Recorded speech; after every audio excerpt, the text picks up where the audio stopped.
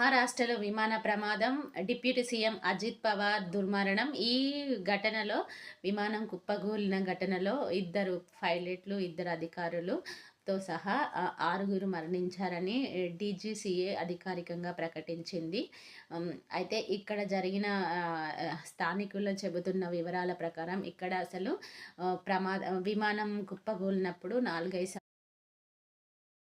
ప్రమాదానికి గురి అయిన లియర్జెట్ 45 ఎయిర్ క్రాఫ్ట్‌ను వీఎస్ఆర్ సంస్థ ఆపరేట్ చేస్తుంది. అయితే ఇక్కడ ప్రమాదానికి కారణాలు ఏమిటనేది ప్రాథమిక దర్యాప్తులో ఏం చెప్తున్నారంటే విమానం ల్యాండ్ అయ్యే సమయానికి అక్కడ బారామతిలో వెలుతురనేది లేకపోవడమే ముఖ్య కారణమని పౌర విమానయాల శాఖ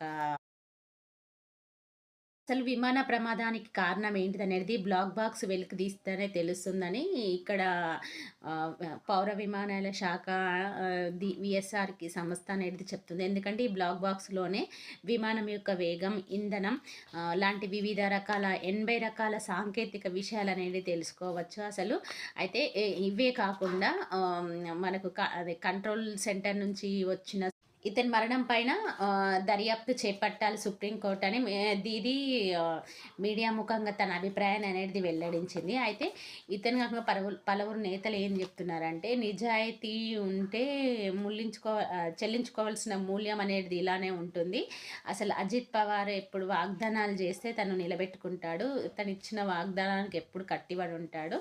అందుకే ఇలాంటి బారామతి, మహారాష్ట్రలోని బారామతి పవార్ కుటుంబానికి ఒక కంచుకోట లాంటిది. అయితే బాబాయి లాగానే అబ్బాయి కూడా రాజకీయాలలో క్రియాశీలకంగా ఉండేవాడు అన్నమాట. అయితే ఇలా బాబాయ్ ఎవరో కాదు, శరద్ పవార్. శరద్ పవార్ యొక్క లక్షణాలే ఈ అబ్బాయి పునికి పుచ్చుకున్నాడని మహారాష్ట్ర ప్రజలు అంటారు. అసలు ముద్దుగా అజిత్ పవార్ని బారామతి 1991 ఎంపీ గెలిచిన తర్వాత మళ్ళీ ఎమ్మెల్యేగా గెలిచి 8 సార్లు చట్టసభలో ప్రాతినిధ్యం అనేది వహించారు.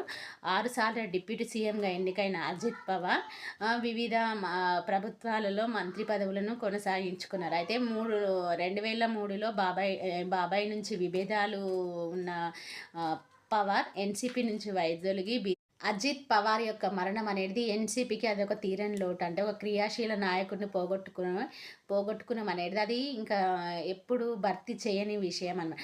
అలాగే మన దేశంలో చాలామంది నాయకులు విమాన ప్రమాదంలో మరణించారు. అందులో సుభాష్ చంద్రబోస్ ఉన్నారు, లాల్ బహదూర్ శాస్త్రి, అలాగే రాజశేఖర్ రెడ్డి గారు, ఇలా చాలామంది మళ్ళీ ఆర్మీకి